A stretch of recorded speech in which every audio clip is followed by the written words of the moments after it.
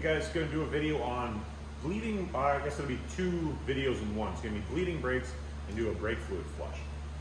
So more than one way to do this, but you can use a power bleeder. I do have a power. I don't have the adapter for the master cylinder on one of these trucks, so you can't use a power bleeder on this. But basically a power bleeder, basically what you do is you put it on your master cylinder, you pressurize that system up and then bleed it from there. Works really well. It's just that I don't have the adapter for this, so you can't use it on one of these. But that gives you an idea. Now you can do a vacuum bleeder, which my old vacuum bleeder is broken, so I bought a new one. For you guys that are interested, this is an air operated one. You do not need an air operated one. I just wanted an air operated one. I bought this off Amazon. I'll put a link in the description. I'll put a link in the description for any of the stuff that I use. You also can buy a cheap hand style one, which is just like a little vacuum pump, which has like a little tiny container on it. Will work the exact same as this does. It's just this you plug into your airline. So just to give you an idea. So this system is pretty simple. This bottle, basically you fill this bottle with your brake fluid and you clamp it down on the side, and that'll keep your reservoir full while you're sucking it out. So there again, you don't even need this as long as you pay attention to what's up there. And then this is the actual evacuator vacuum setup. And all you do is you put this hose on the end of it, and I'll show you how to use it, but just to give you an idea.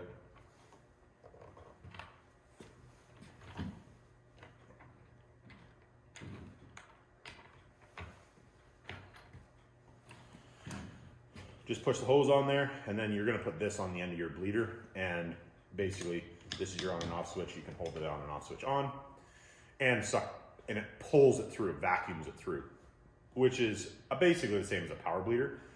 And then if you don't have any of this fancy stuff, don't want to buy any fancy stuff, which you don't need to, what I recommend doing at that point is you can have somebody help you do it. All you have to do is pour the brake fluid in. And I'll show you how you do this too. I'll show you how to do it this way. I'll show you how to do it the other way, just for you guys. You know, maybe going to do it once in a while and don't want to buy the tools for doing it. That's more than fine. I understand that. I just like tools, so I like buying tools. So I'll show you doing it this way. And then when I get a helper, I will show you doing it the other way, be in this video. So let's go over to the truck and we're going to prep for loosening the bleeder screws.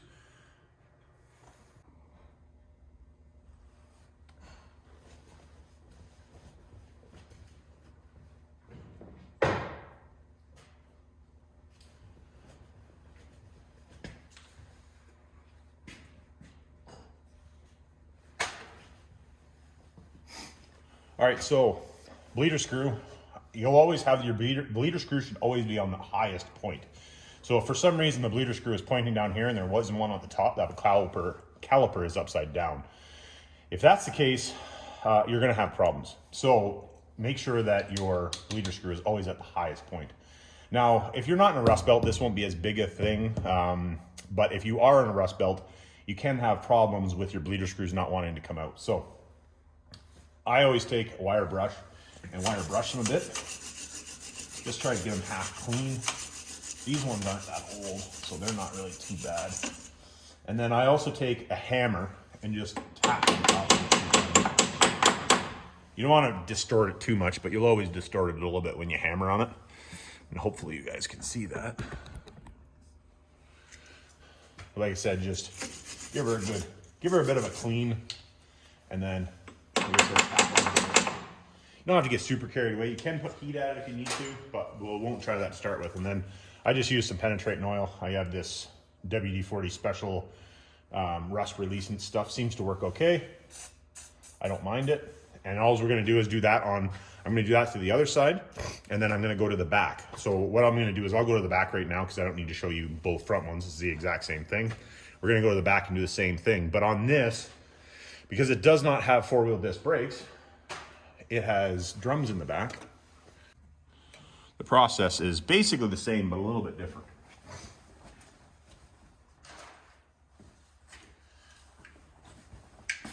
We're just gonna take the wire brush there again, get it cleaned up a bit.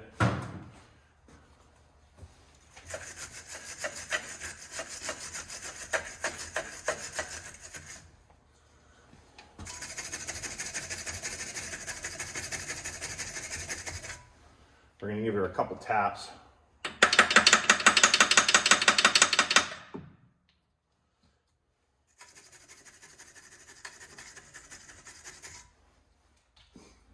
give it a little bit of the WD-40 penetrating oil. And then I'm gonna go do the other ones, and then I'll come back and we'll try breaking these things loose. If we can't get them loose, we will have to heat. But for now, we will just let them soak for a few minutes and just see what's gonna happen. All right, so for breaking these things free, I either use a 6-point wrench. Well, I usually use a 6-point wrench to tighten them, but you can grab a ratchet. Just make sure they're, again, 6-point, because if it's a 12-point, lots of times you'll strip that bleeder screw, and it's not a good time after you strip it. So let's go over there and see if we can get these things to break free. So you don't want to break these things off. If you break them off, it's a lot more work. So we're just gonna put it on there and see if it's gonna move.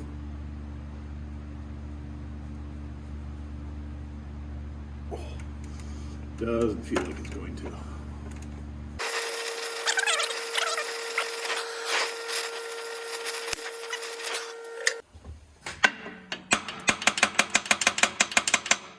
If you're doing this and you can't get that to move and you want to do a brake fluid flush, my opinion, if you can't get this to move after you heat it, is, there she goes, no problem. You can't get it to move after you heat it. You're best, in my opinion, to just bleed, or just to do what you can and leave the ones that you can't, because unless you want to get into changing this, which is your wheel cylinder or a caliper, you want to leave it alone. We'll see if we can get this one to come loose.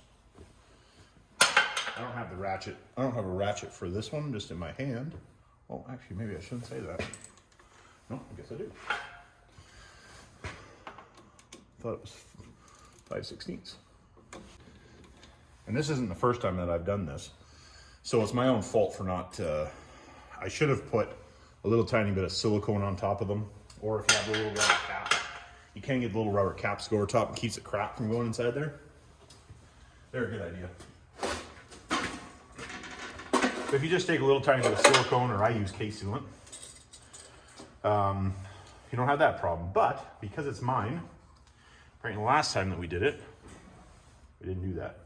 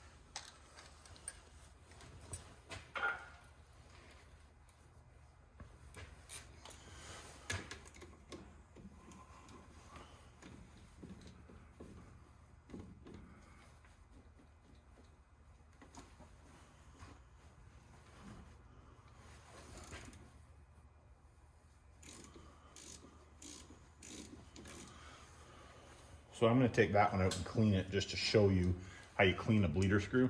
I'm just going to clip this line off just so it doesn't make a mess.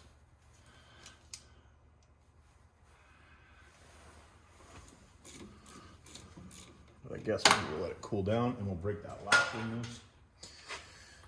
And if we get lucky, that one will come undone without us having to heat it.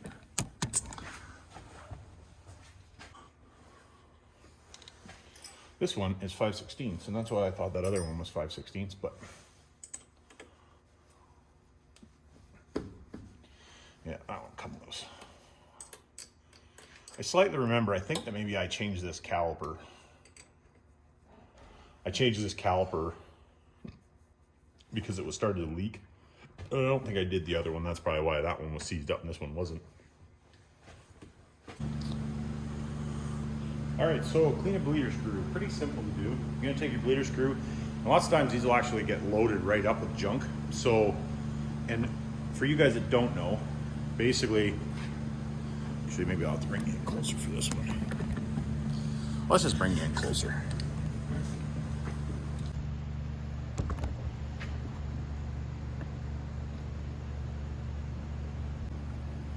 So if you look at the bleeder screw, see how it's kind of pretty crusty there, right? See where the hole is? Basically, when you unseat from this clean spot, the fluid just goes up the hole and out here. The problem is that that actually gets loaded with garbage, and that's actually what seizes it in there, is this gets loaded with garbage. That's why I said if you take a little bit of silicone, or if you have the rubber caps that go on here, it'll keep the crap from going down in there, especially if it's, you know, it's in a caliper and it's sitting straight up and down, like, you know, your vehicle being this way.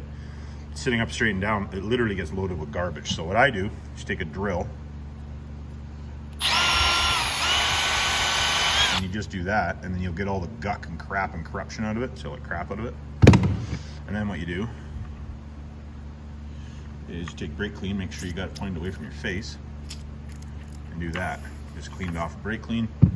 And then also too, what I'm gonna do is I'm gonna take it over to the wire wheel and just gonna wire wheel it all up nice.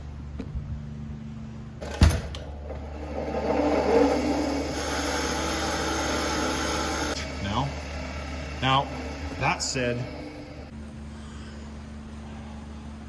now what I do is I put anti-seize, whether it be copper or nickel, doesn't really matter. Some people call it aluminum anti-seize. It's not aluminum, it's copper, nickel or copper. But I put anti-seize on these threads, and what I'm going to do quickly is I'm going to take all of the bleeder screws out of the truck. 2 of them came loose, no problem, but 2 of them we had problems with. So what we're going to do for preventative maintenance is I'm going to take all of them out individually, and we're going to do that to every one of them, but I won't show doing that because it'll make the video too long. So what we'll do is we're going to take a little bit of anti-seize,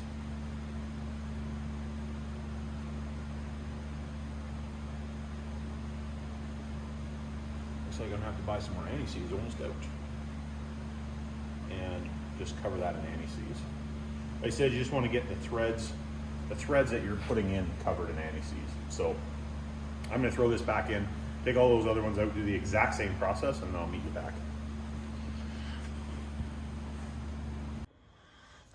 Something else that I wanted to show you guys too that I missed on the first one is there's the bleeder screw, and I've already put the drill in this way.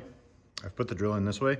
If you look at the hole, see how the hole's still filled with junk? So if you take a much smaller drill bit and you take it, put it in that hole there, and just run it back and forth. Sometimes, if it's really loaded up with junk, you'll actually have to drill across this way and then this way again. Just make sure you get that hole clean so that you can blow air through or blow brake clean through it real easy. So just thought I would mention that to you guys. All right, so at this point, what we're gonna do is we're gonna suck the reservoir out, and you guys can kind of see fluid's pretty dark in it. Usually, for the most part, you can buy tools for checking it for water content and that type of stuff. Usually what I recommend, if you don't want to buy the tool, is when the fluid is dark enough you can't see through it, then you really should probably change it. So rule of thumb, brake fluid is not that expensive, especially if you're doing the brake fluid flush yourself. That's what I recommend. If you don't want to listen, that's cool too. So, comes with a hose, so you can just suck it out. So what we're going to do is suck out what we can out of here to start with.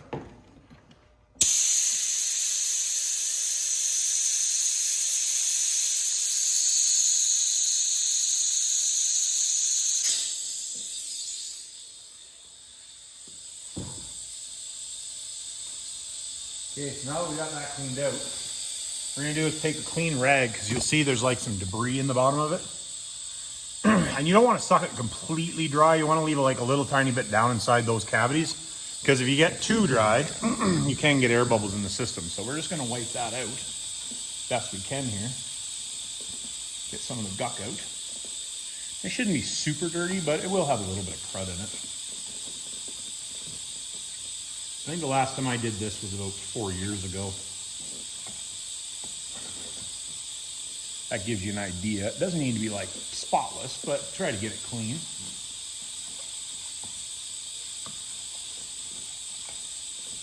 All right, so that's done. You want to make sure you don't drip that on paint, because if you do, you'll have a bad day.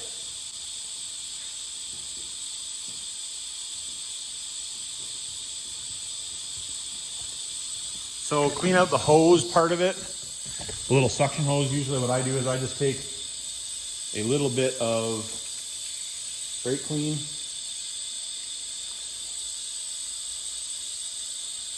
And you just hose it off. Then you don't end up with brake fluid everywhere.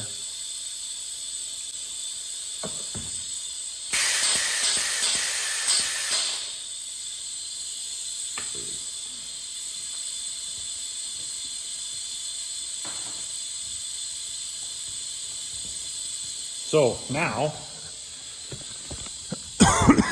what we're gonna do, and that's what this thing is for, is you can fill up the reservoir with it and also clamp it on the reservoir. So I think what I should actually do, hold on, I'm gonna grab the jug. All right, so I got the gallon jug. We're gonna top the reservoir up. There again, try not to spill it all over the place, because this will peel the paint off. It's not the end of the world. You just have to keep an eye on that, and you want to keep the lid on top of it if you're doing this by hand, like if you're pushing the brake pedal to do it, because otherwise when you push the brake pedal, it'll actually shoot brake fluid up a little bit and it'll make a hell of a mess. But this thing, fancy little tool, is you just put that here, inside of your container, and then turn this on, and it will keep that full. Little gravity thing, right? Pretty slick. So let's lift the truck up and I'll show you how to do this. All right, so using this thing, not too hard. All you gotta do is, now, because there's more than one way to do this. One, you can get somebody sitting there and pump it to bleed the brakes. You can use gravity bleed. It's still really good to have somebody actually push the pedal a couple times if you're gravity bleeding, my personal preference. And then using something like this, basically all you're gonna do is just take this end piece and you slip it up over top of the nipple like that, and then you're gonna suck the fluid. And basically, you just wanna suck the fluid until the point where the fluid runs clear inside here. So that's what we're gonna do, is we're gonna hook this up.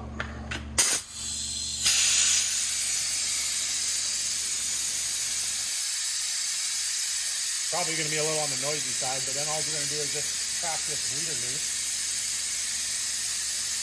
And that's the reason you want to crack the bleeder loose before. And you can see the fluid. I don't know if you guys will be able to see the color or not.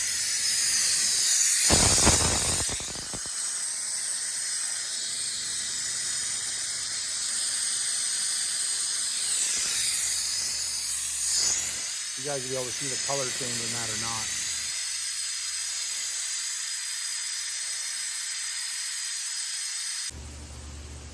All right, we come to the back. Now this is the second time I've done it because the first time I didn't film it, apparently. Anyways, so you're gonna come back here.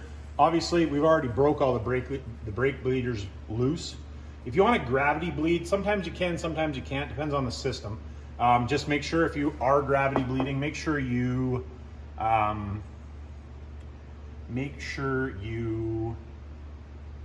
have painted wheels, because if you get brake fluid on the painted wheels, bad day. So we're gonna turn the extractor back on here and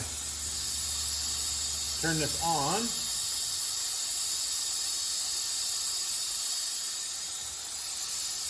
We'll get some of that fluid out of it.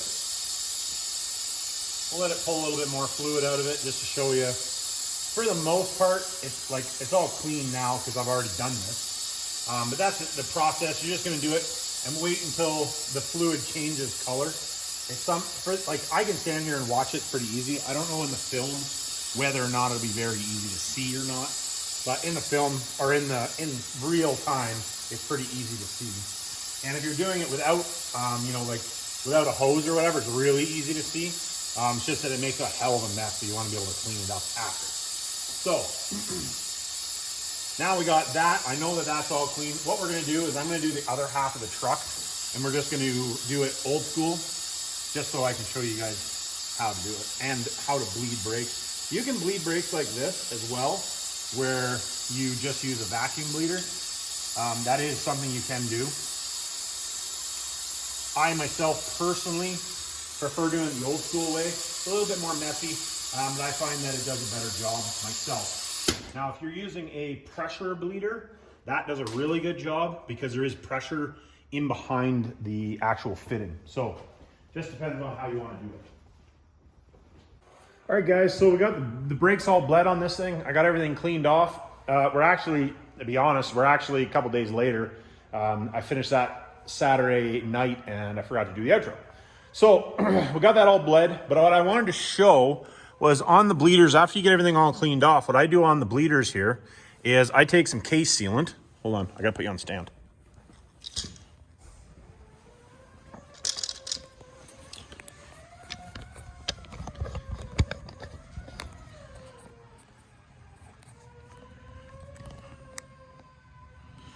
All you're gonna do is just take a little bit of case sealant on your finger.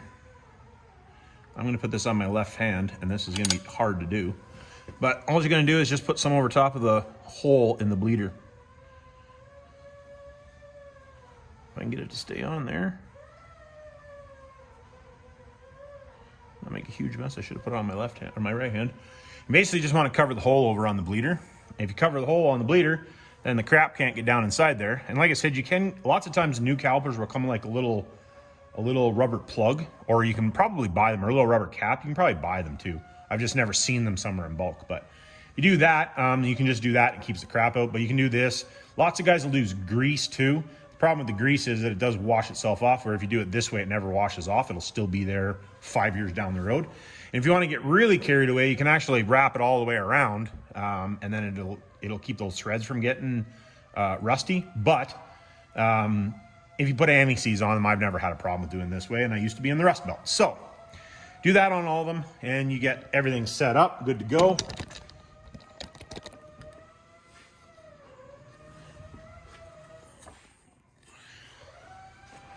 So that'll finish this one out. Hopefully that helps you guys out. Something I should mention on the brake fluid side of things, if you're working with these old trucks, anything older, .3 is just fine. But if you're getting into newer vehicles, some of them do require .4, or I shouldn't say some of them, all the new ones do. They require .4, so just check your owner's manual or check with whoever you're buying parts from. They'll have a lookup so you can look it up. But on these old girls, you can just use a .3, change a little more often, in my opinion. And I guess that'll be it. Like, subscribe, hit me down in the comments, and remember, it's not rocket science.